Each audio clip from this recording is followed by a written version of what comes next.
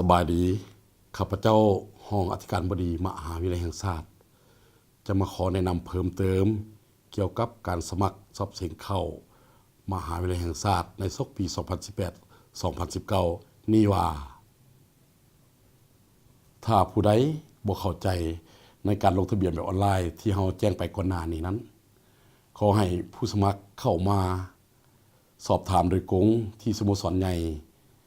ของมหาวิทยาลัยแห่งชาติวิทยาเขตดกดกพวกเราจะมีพนักงานคอยต้อนรับและแนะนำทุกขั้นตอนในการลงทะเบียนดังกล่าวเริ่มรับเอกสารและออกบัตรสอบเสียงให้แก่นักสอบเสียงนั้นเริ่มแต่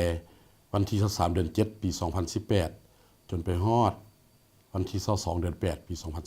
2018 ในนั้นผู้สมัครต้องกะเกียมค่าธรรมเนียมลงทะเบียนจำนวน 40,000 กีบและเอกสารต่างๆ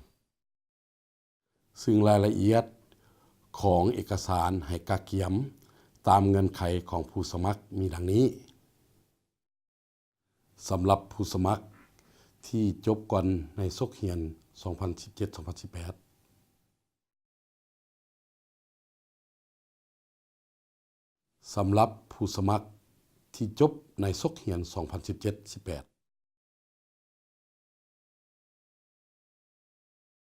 สำหรับผู้สมัครที่เป็นพนักงาน